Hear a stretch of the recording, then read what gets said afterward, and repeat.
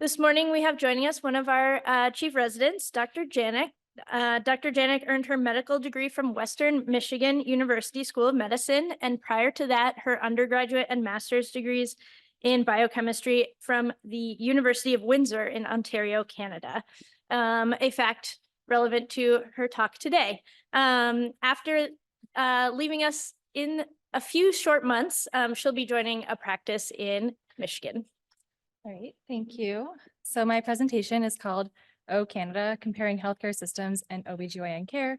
Like Dr. Bizzuto mentioned, I was in Canada through all of my schooling up until medical school and came here in 2016. So I took part in Canadian healthcare and now training in American healthcare and can kind of see the differences. And I wanted to talk about all those differences that I've noticed. So when you think about Canada, I'm sure some of these images will come to mind. Moose and beavers, which have become Canadian mascot animals, our national pastime, hanging out at Tim Hortons. Oh, and also hockey, to our colorful money and pockets full of change. You never know when you need a $2 coin, called a toonie. Our brightly colored police, the Royal Canadian Mounted Police, and our beloved Canadian celebrities, the infamous Justin Bieber meeting our prime minister in his overalls. You may also think of universal health care, but might not understand what that actually entails. In this presentation, I'll discuss Canadian healthcare model, comparing OBGYN care between Canada and the US, as well as discussing the differences in training and practicing OBGYN in Canada. Canada actually was known as New France in the 1700s when France colonized Canada. In 1867, it was colonized by Britain and then got legislative independence from Britain in 1931. We didn't get formal constitutional independence from the UK until 1982. And Canada itself is still a constitutional monarchy. So the king is actually the king of Canada as well. Canada is the second largest country in the world. There are 10 provinces and 3 territories, with one territory that came into Canada in 1999 called Nunavut, where we all had to draw the territory lines in our atlases in grade 3. The total population of Canada is 41 million. This is about 12% of the total population of the United States. 80% of Canadians live in urban areas, which is similar to the United States. And the majority of the population lives in Ontario, which is where I'm from. That's about 16 million people. And our smallest territory, Nunavut, which has only 41,000 people in it. Now that we've had our brief Canadian history and geography lesson, we'll discuss Canadian healthcare model. The Canadian healthcare system is universal coverage for medically necessary healthcare services.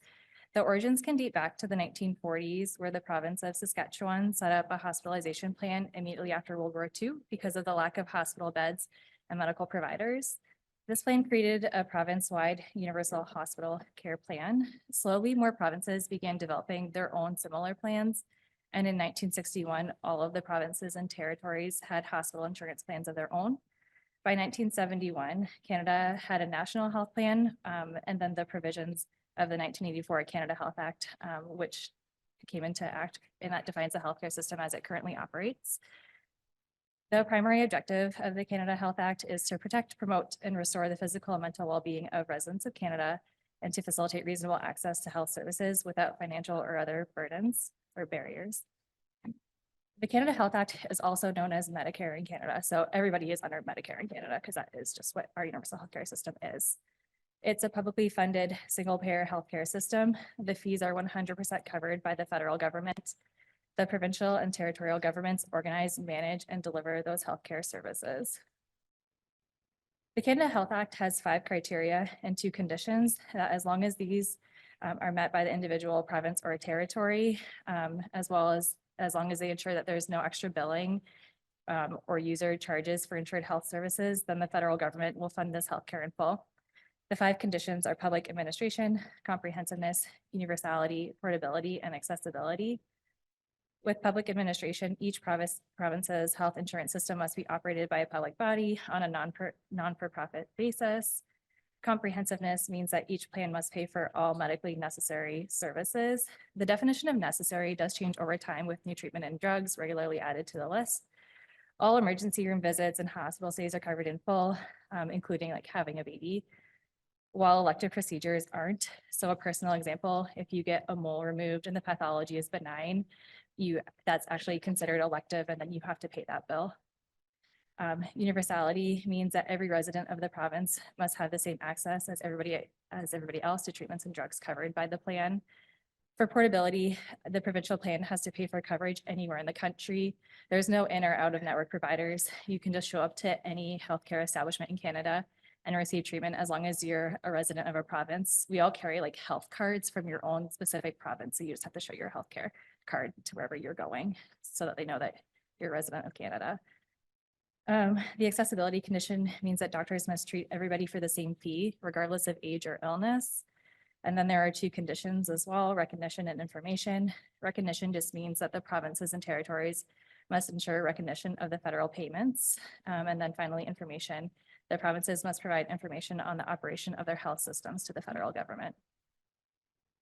Is Canadian healthcare universal? I mean, the answer is no, not in the way that I think most Americans think of when they hear universal healthcare and think of Canadian healthcare. It's universal in the sense that medically necessary hospital care and essential physician services are 100% covered for all Canadians, though dental, vision, out-of-hospital medications, long-term care such as nursing homes and rehab facilities aren't covered. Ambulance services aren't covered by the Canadian Health Act, but many provinces will subsidize some of those costs. These expenses that are not covered by the Healthcare Act are typically covered with supplemental insurance. These plans are typically paid by the employer, like your employer, and it's just part of a job when you sign on. And that's different than here where you just sign onto a job and you have the opportunity to buy into an insurance plan that your job offers. As well, the auto hospital medication, while it's not covered by the Canada Health Act, many provinces have separate plans for prescription medications, especially for certain populations. Prescriptions are also much cheaper on average in Canada. A prescription is usually about half as much as it is in America. Also, if you're no longer a resident of Canada, you do lose your health care, depending on what province you are a resident of. If you haven't been a resident for more than 6 to 8 months, you lose your health care, which means that when I travel back home, I actually can't receive care in a Canadian hospital without paying for it. 2/3 of all Canadians have supplemental private insurance, and most are, as I mentioned before, an included benefit of employments. The Canadian healthcare system might seem like a large improvement when it comes to coverage, equity, and access to care for all persons in comparison to the American healthcare system. But when compared to 10 other high-income countries, Canada ranks 10th out of 11th overall when looking at the metrics of access to care, care process, administrative efficiency, equality, and healthcare outcomes. Though the US had the worst performance, ranking the worst in all categories except for care process. And they performed so badly that they had to be excluded from study averages. And then just briefly on the US healthcare model, which we all know, it's a mix of public and private. The public is for patients who are more than 65, some people with disabilities, children, and low-income people. And then the dominant form of coverage is the private for profit. And like I said before, it's last place overall in that Commonwealth study. The Commonwealth study also looked at the percentage of the population with health insurance for these developed nations. Every country except for the United States had almost 100% of the population with government health insurance, while only 38% of the US population has government funded health insurance. This also shows the percentage of the population with voluntary or private insurance. 68% of Canadians have that supplemental private insurance. Like I talked about, that's usually through employers. And interestingly, while only 38% of the population has a government funded insurance, only 62% have private insurance, which is really the only country in the study that is having issues with coverage for all of their people.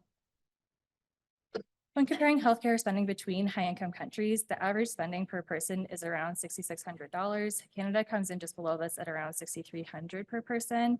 And the United States spends approximately twice as much as every other one of these countries at around $12,500.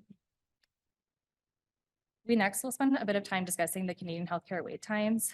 Nationwide, the average wait time for treatment is 13 weeks. This average waiting time in more than 80% of the procedures is a third longer than Canadian physicians consider clinically reasonable.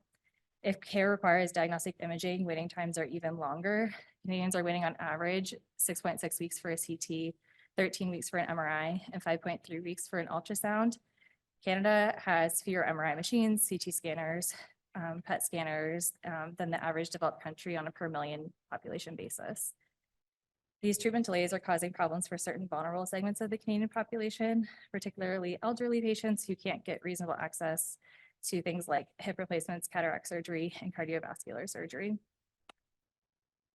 Wait times are such a problem in Canada that the Fraser Institute publishes a yearly study that looks at wait times for different procedures, time to treatment, as well as time to see different specialties, which is appropriately titled Waiting Your Turn, and this comes out yearly. You can see that Canada does provide some things at a more reasonable time. So radiation therapy and radiation oncology, nationally, patients can get in around 2.5 weeks. But things like hip and knee replacements have an average wait time of almost 34 weeks. Cataract surgery on average takes about 14 weeks.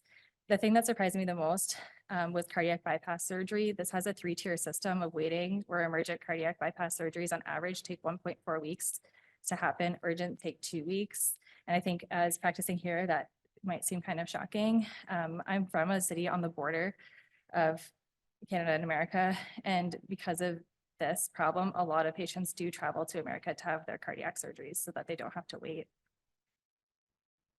And looking at the median wait from referral to primary care specialists, the average wait is 14.6 weeks, with another 13 weeks after seeing the specialist until treatment. These wait times are even longer in gynecology, which takes an average of 22 weeks from referral until being seen by a gynecologist, and then another 15 weeks until treatment. Notably, again, radiation oncology and medical oncology have relatively short wait times. And then in comparing this to America, the average wait time to see a physician here is 26 days and an average of 31 days to see a gynecologist. They've also looked at the median wait times for specific gynecological procedures. There is a lot of variability in the amount of time to wait based off of the province, with Newfoundland having significantly shorter wait times and Nova Scotia having significantly higher wait times, which is interesting because these provinces are like right beside each other. And I think it's just related to the providers, the amount of providers and what their healthcare systems are like. Hysteroscopic procedures on average take about 3 or 4 months to occur. Laparoscopic procedures are taking 5 months, and hysterectomies take around 5 to 6 months. While this sounds for some of us kind of long, honestly, in our resident clinic, some of our hysterectomies are out like 4 or 5 months, so it maybe isn't that different. With both public and private healthcare, how does Canada avoid preferential care? The type of insurance doesn't allow patients to skip wait lists. If you have supplemental insurance, it doesn't mean that you get to have preferential treatment over somebody else. If a hospital or a doctor bills Medicare, you then can't practice privately or bill patients directly. It's also illegal for patients insurance plans to pay privately for any medical service that is covered by Medicare. A caveat to this, avoiding preferential care is medical tourism or traveling outside of Canada for medical treatments. The Fraser Institute also looked at the medical tourism statistics in Canada. On average, 1.8% of Canadian patients received elective treatment in another country during 2022 to 2023. And specifically for gynecological procedures, this is 2.7%, which is the highest out of the specialties that they looked at. The main reasons they found were inability to access quality healthcare in a timely fashion. Some procedures or equipment aren't available or aren't easily available. Others are leaving to avoid adverse medical consequences of waiting for care or to have a quicker return to normal life. They also noted that these numbers were based off of physician surveys, so this is likely higher because patients themselves weren't polled. While Canada does have long wait times for care, when you compare healthcare statistics, overall Canada is a healthier nation than the United States. When you look at birth rate, Canada has a slightly lower birth rate and fertility rate than the United States. The maternal mortality rate in Canada is 10 versus 21 for the United States.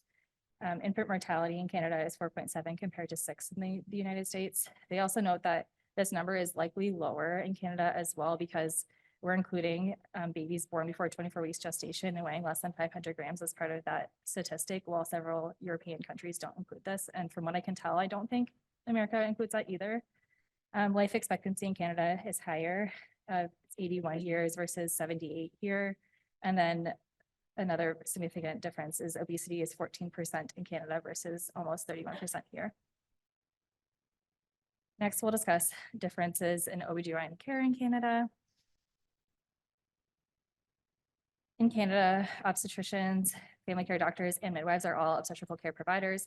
Similarly to here, there is a difference in the distribution and the type of obstetric provider based off of the geographic region. In rural and semi-rural, or in rural and semi-urban areas, family practitioners are the preferred obstetric provider, versus in Ontario, patients are more likely to choose an OB/GYN due to high proportion of providers and a perception of higher quality of care. This is similar to here, where there are fewer OB/GYNs in rural areas and a higher proportion of family medicine providers providing obstetrical care in those areas. One of the bigger differences that I noticed was the availability of midwifery care. Midwifery has been regulated into most provinces, but there are still a couple of provinces where it's not allowed. And the formal integration into the health system has been slow and uneven. And just looking at the distribution, there are certain provinces like Saskatchewan where there's no midwife care. Versus here, I feel like it's, at least in Wisconsin, pretty prevalent.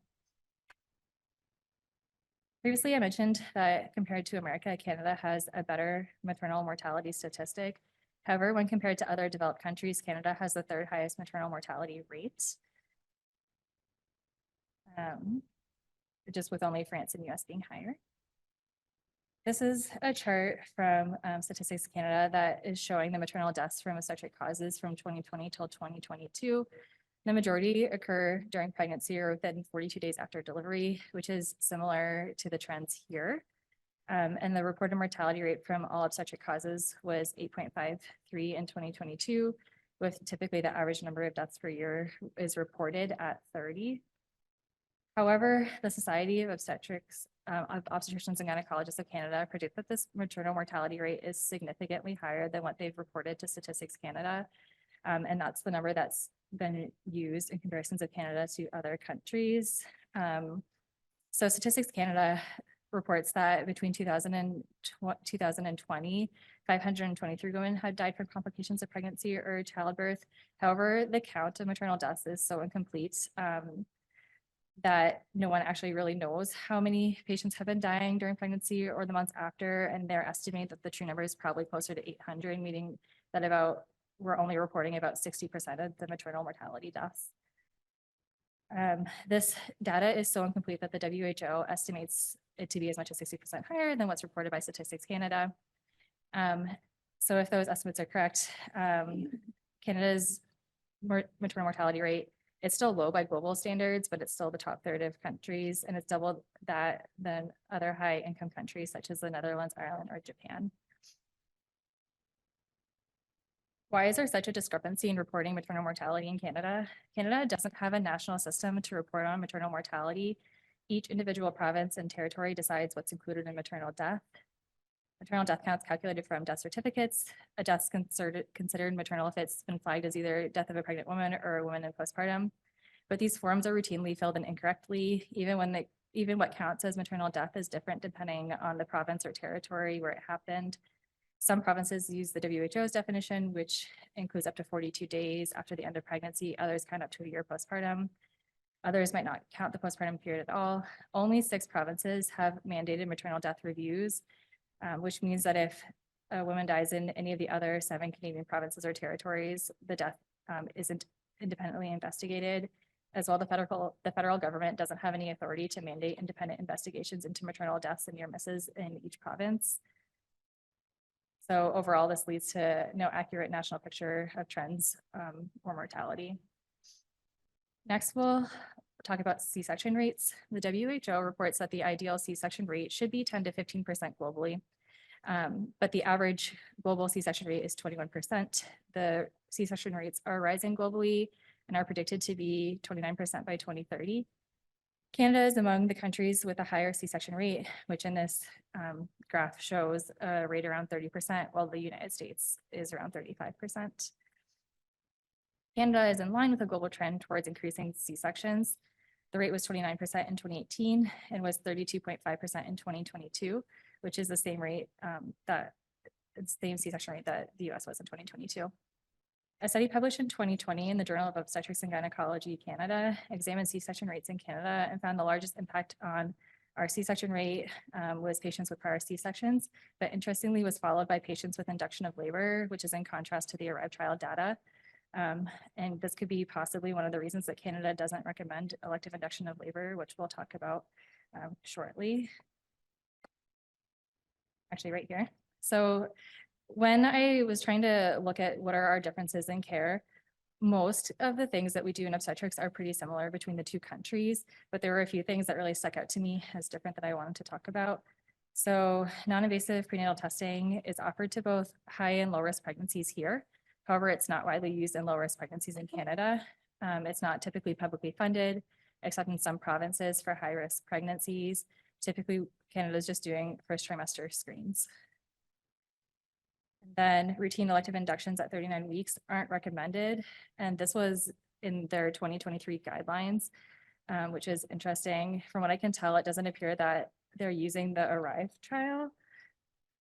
But there has been a small study that I found in looking at inductions in a community hospital, which showed that the same data as the ARRIVE trial, that there's no increase in C-section rate. So hopefully soon they would start using that data. Another interesting recommendation from the Society of Obstetricians and Gynecologists of Canada is including offering castor oil, nipple stimulation, and breast compression to low risk individuals at term to reduce the need for induction. I've never personally recommended anybody to use castor oil. And then we do have nipple stimulation protocols with the nurses on labor and delivery, but I've never just in clinic just been like telling patients to do these interventions. I'm sure these are probably just because they're relatively low risk and they don't cost a lot of money. And since the system doesn't have a lot of money, I'd assume that's why we're recommending that. They also recommend offering membrane sweeps from 38 weeks to decrease late-term pregnancy, regardless of GBS status, which here can be a little bit controversial depending on the provider. Some people might not feel comfortable with the membrane sweep before 39 weeks, and some people don't feel comfortable performing a membrane sweep if someone is GBS positive. Next, I want to talk a little bit about racial disparities in OBGYN care in Canada. In researching for this talk, I actually had trouble finding statistics on racial disparities in OBGYN care. One issue is that there are a few agencies that collect racial or Indigenous data. In Canada, the term visible minority has been adopted in health research as a way of identifying persons other than Indigenous peoples who are non-Caucasian. This was initially established to reduce inequalities resulting from perceptions of race. However, not surprisingly, there's compelling evidence that homogenizing the experiences of minorities into an aggregate fails to account for variations in the health outcomes for different subgroups. Of the limited studies that there are on this topic, there have been two recent studies that I'd like to highlight. The 2016 study from McKinnon et al. Showed that they're looked at preterm delivery and found that 8.9% of infants born to Black mothers were born preterm compared to 5.9% of infants born to white mothers, which mirrors the disparities here. This was contrary to their hypothesis that the difference should be less due to the different historical experiences of Black populations in Canada, as well as improved access to healthcare. Though the absolute disparities were smaller in Canada, which again reflects the overall lower risk of preterm birth in Canada in both Black and white populations. The second study was from Meow et al. In 2022. They showed that Black patients have increased risk of gestational diabetes, preeclampsia, placental abruption, preterm birth, C-section, low birth weight, and NICU admission. These two studies highlight that there are racial disparities in maternal and birth outcomes in Canada, and likely our countries are much more similar in this regard than previously thought, and that there's a lot of work to be done with how data is collected and analyzed to help improve these outcomes. I wanted to briefly talk about gender affirming care in Canada.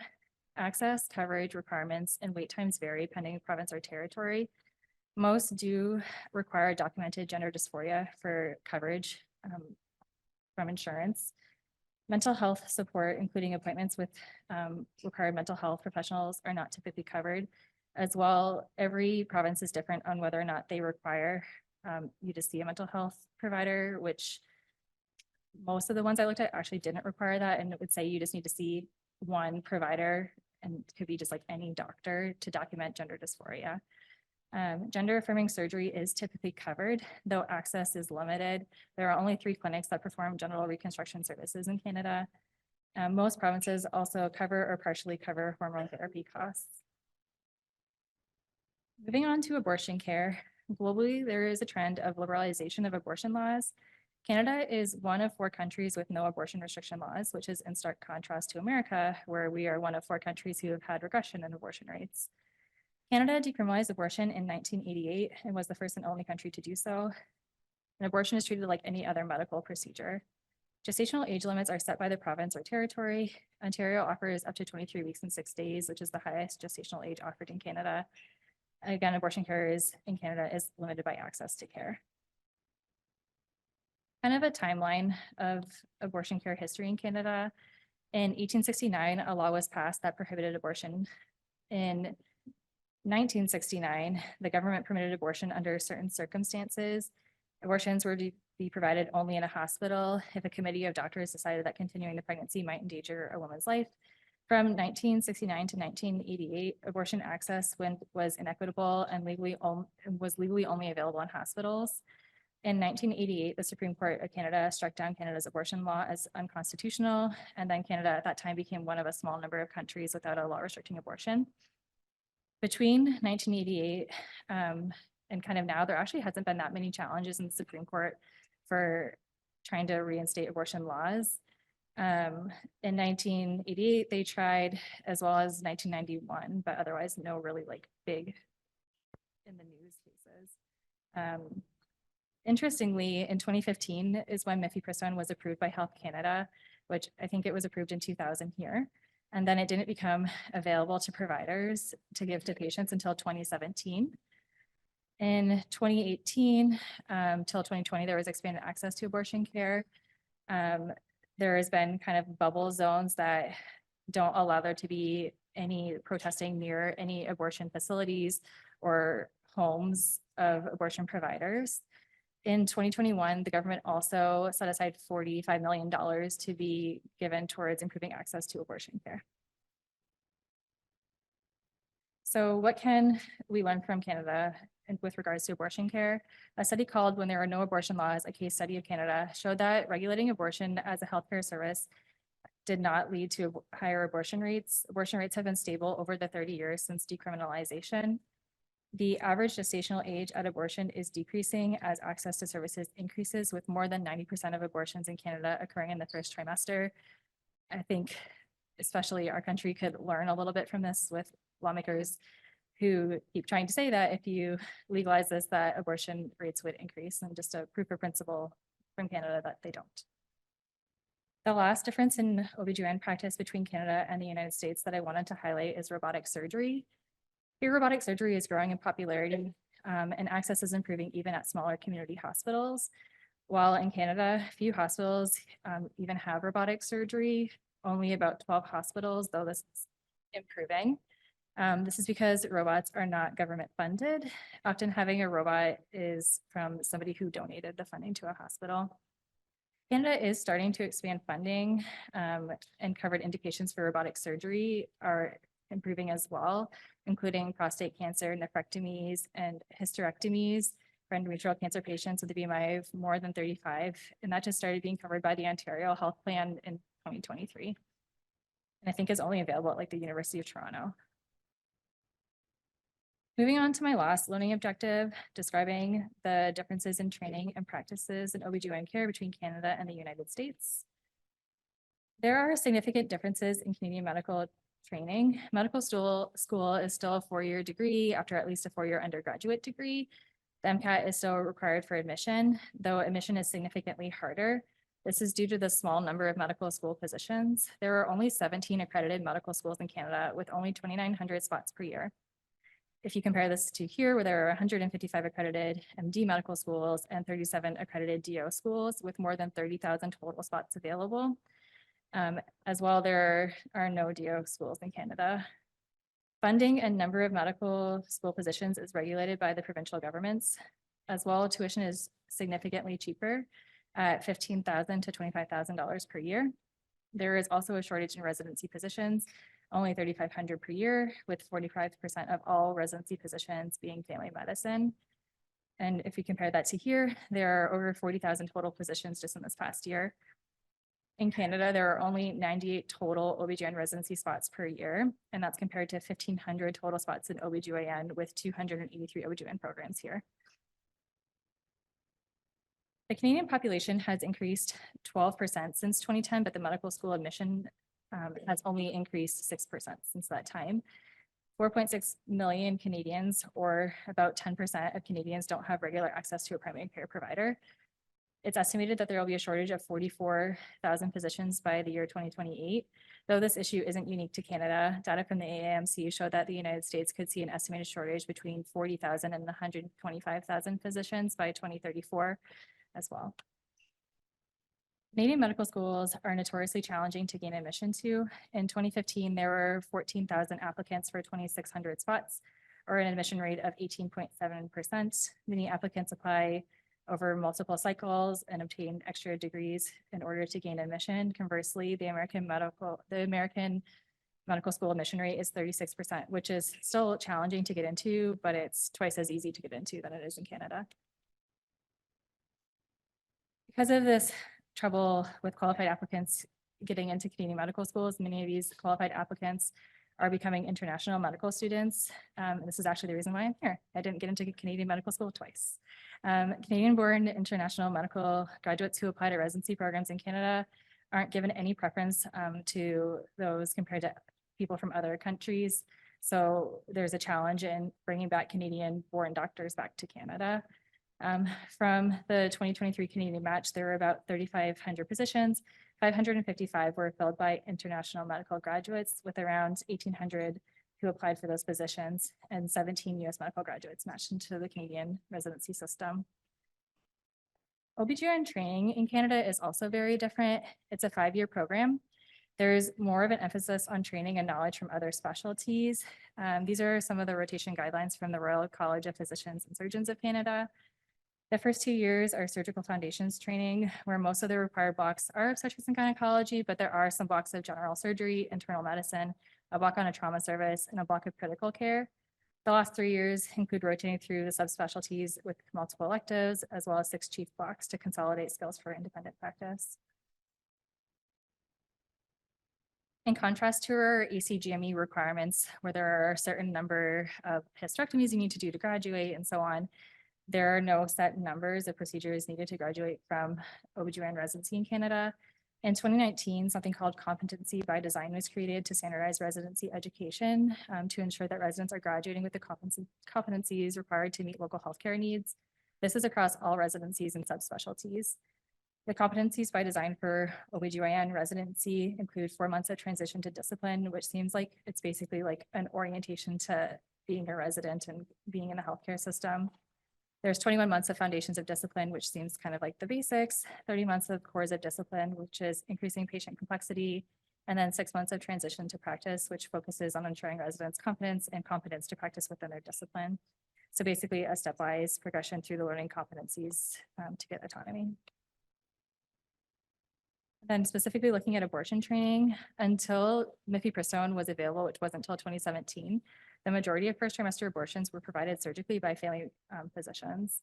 There isn't a current residency requirement for abortion training, though most programs do include this training. Canada does offer 2 fellowship programs in family planning, but one does not provide comprehensive abortion training. Practicing in Canada is the grass greener. The malpractice insurance is often reimbursed by the government. There aren't RVUs since care is government funded. However, as I discussed in detail, there are very long wait times for patients. Canadian physicians are also paid less than their US counterparts. The average salary for an American physician is about $319,000, while in Canada it's about $250,000. Though typically you're in much less debt. Most people aren't graduating from undergraduate degrees with much debt, if any debt at all. And medical school, like I said before, is much cheaper. You might be wondering how you can practice in Canada as an American. Criteria for medical licensure in Canada is unique to each province and specialty. In order to become fully licensed in Canada, there might be limited license, additional exams, supervision for up to a year. Some provinces do require the total length of postgraduate training to be equivalent in Canada. So that used to mean, it might still mean, that if you wanted to practice in Canada and you're not fellowship trained, you would need 1 year at least of postgraduate training to have an equivalent degree. Because the fellowship training fulfills this requirement. With family medicine, though, there is an agreement with Canada because of the significant shortage of family medicine providers that you can just come directly over without anything extra. What I found for if you want to be an OBGYN in Canada is a little bit confusing. The requirement is either completing a year of an accredited fellowship in Gynonc, MFM, REI, or IRFs, or it says a current ABOG certification as a diploma in obstetrics and gynecology. So I think as long as you're board certified, you might just be able to come over and practice, though it's a little bit murky in their wording. There have been recent changes to make it easier for an American trained doctor to come to Canada. The College of Physicians and Surgeons of Ontario and Nova Scotia no longer require US trained physicians to undergo a period of supervision. So lifting some of those things I just talked about. There's also an expedited work visa process, which takes about 6 months, which you can compare to the process if you were to be a Canadian physician coming here to practice, that takes typically around 18 months. In Ontario, you would have to practice under supervision if you completed residency within the last 5 years and are eligible for board examination, and you would still need to take your US board exams. So kind of just to summarize everything I just talked about, Canada has universal public health care where every person does have access to healthcare with the drawback of long wait times and limited access to expanding technologies. There are some differences in obstetric recommendations, but overall both countries do practice fairly similarly. There are limitations in how population data is currently being collected, and improvements in this collection could lead to improvements in maternal mortality and racial disparities in our healthcare. There are no abortion restriction laws in Canada, with no increase in the amount of abortions, which America could learn from. And there are major differences in medical training, as it's cheaper but harder to get into medical school. There's longer training to become an OBGYN with very limited residency positions. The process to work in Canada as a US trained physician is getting easier if anybody was persuaded to move to Canada after this presentation. I'd be happy to take any questions.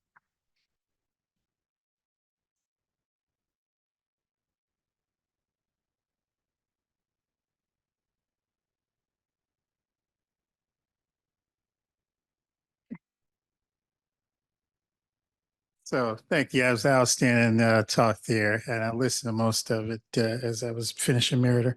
So do they have resident work hours for residents there? They do. And I'm trying to remember what they were. I think they're still 80 or maybe 70, but they do. Okay. Now, are they focusing on I mean, I think that in terms of racial disparities, we had Dr. Dulo here that showed there's really no genetic difference based on us and race. So I think that that's kind of barking up the wrong tree when we look at healthcare disparities. So they don't have any, program that really is trying to address differences, because there are going to be differences, and it's not just going to be based on access to healthcare. Preterm birth has more than access to healthcare in it. So there's nothing up there that addresses in terms of healthcare disparities? I think they're working on it, but it's just not as robust as it is here because of the way that we've been looking at data for so long. But with those like newer studies, they're starting to look into it more and obviously seeing that it's not equitable. There's different reasons for that. And just one last thing, I think that the way they do their residency, I think that we're behind the times. We should have some type of general surgery, critical care, all that kind of stuff. It's, incorporated into what we actually do.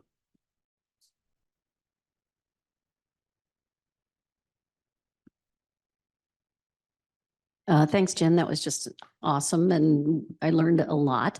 I have kind of two questions. First is, I don't know how much of your family is still in Canada, and I'm just wondering what the general sort of sense of the healthcare system is by the population, and that's a big question, but even if you had personal reflections on that.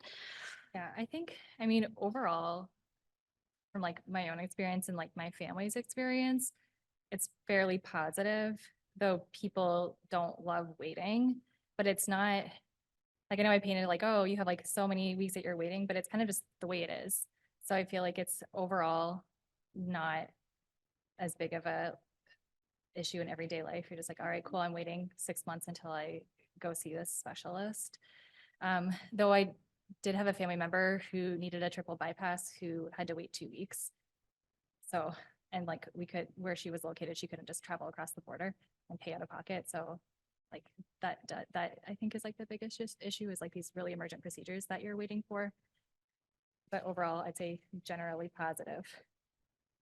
Yeah, my next question is a little bit about sort of rural healthcare, given the size of Canada. In the United States, people in rural communities have higher morbidity and mortality rates and all kinds of chronic diseases. And obviously, as you know, problems in OBGYN. Did you come across anything about that in your preparation? Not specifically on the data, though I would assume it would be fairly similar. There a lot of the things I did come across are lack of OBGYN providers in these rural areas where there is not even an OBGYN provider for like hundreds of kilometers. So like a huge area where there's no one. And like people just leaving like mid OB care and leaving patients without doctors. So I would assume that the data is the same, but I didn't specifically look at it.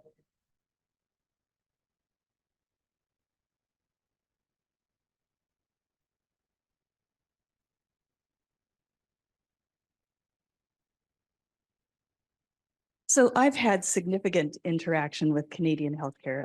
I grew up in Guelph, and in 2016, I moved back to the University of Guelph for a job. My mom, I lived with my parents for a while. It was partly because my parents were aging at that point. And my mom said, "Oh, get a doctor." So I went into a clinic and it was basically, "Don't call us, we'll call you."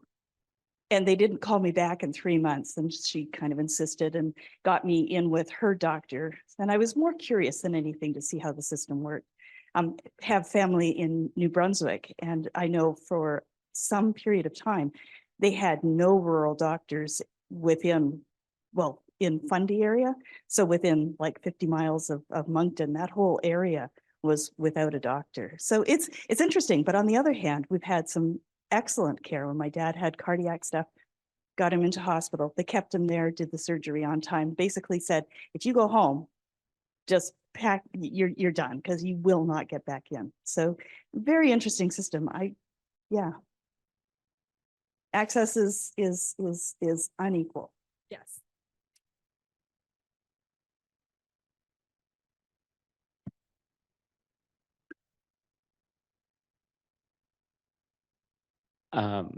I think we oftentimes talk about the wait times in Canadian healthcare systems as like a negative.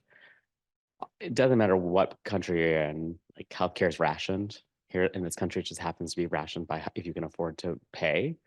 But I think we need to do a better job of looking at ourselves, because my wait time right now is 4 months if you want to have an appointment with me. And my wait time for surgery is 3 months from that wait time. So you come in with needing an elective procedure, you're going to wait 6 or 7 months to get on my schedule, which isn't that different than Canada. So I think we should, as Americans, we should stop saying that the Canadian healthcare system is so bad because of long wait times, because it's the same here. Yeah, that's how it seemed. But I was like, well, our hysterectomies in resident clinic are booking out 4 to 5 months too.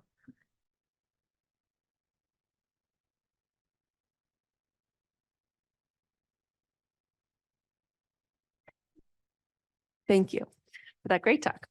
I'm just curious for your own like personal perspective and reflection on having now almost finished like a grueling 4 years of training here under this system, knowing what you know about the training in Canada, which is longer, without the minimum requirements. You also didn't mention the parental leave policy differences, right? Which you might want to I can comment on for the audience if they don't know. Yeah. Oh, yeah. Very different.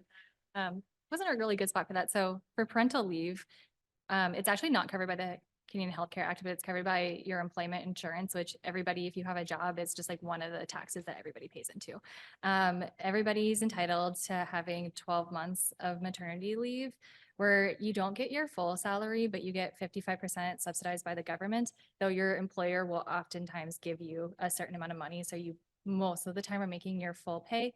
You're not at risk to lose your job, which is great. They've also recently increased it so that you could take up to 18 months off, and you can share that with the other partner. The government only subsidizes 33%, but again, your job will likely give you some amount of money, and you guys can split that time. So you could take 12 and they could take 6. What happens to trainees? Sorry, who have to take, that's To what I trainees, need yeah, to to get at. trainees. If you want to take a year, you do have to make that time up. But I mean, that would obviously just make sense. Like you can't make up a year of time, but like Canada, but also like other countries like Australia and things like that, people just do that and it's fine. And it's just kind of what happens. And people, no one thinks about it twice that, okay, I'm just like a year now below because I took my maternity leave. Like it's not as like here where we're like, oh my God, you would take a year off. It's just, it is what it is and people do it all the time. Well, and the system that is there is set up to accommodate people who need to like extend their time because there's not this like, there's not a strict cutoffs like in other specialties of US training, like general surgery, where there's more flexibility depending on lab years and other things that, programs are more like used to having to accommodate those extra years.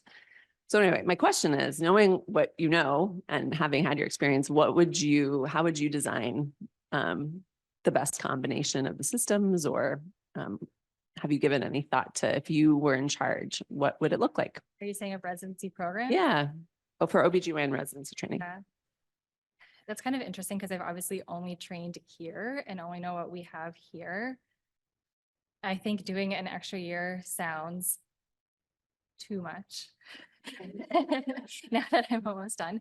But I think in adding in some type of critical care, whether that's just like an ICU rotation or like some type of trauma care, that's maybe something that ACGME is mandating, would be beneficial and important, especially with like, we're basically seeing trauma patients all the time and we are just figuring it out, but not actually knowing like, how do we manage pressors and all of those things. I think that would be important.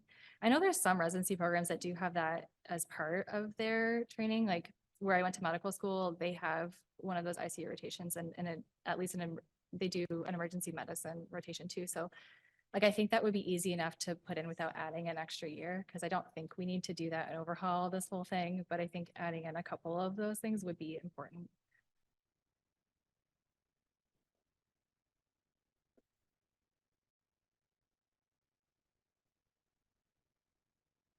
So I didn't look like, I kind of looked at the difference in the OBGYN salary, but it was really all over the board. So just the general for all of the specialties, it was average here is 319 versus 250 for Canada's the salary. For how much money they're allocating, I don't know, like I think I had looked at it, but I can't remember like the GDP. But I mean, in general, the healthcare spending in Canada is about 6,300 per person, and it's 12,500 per person here. So it's twice as much here.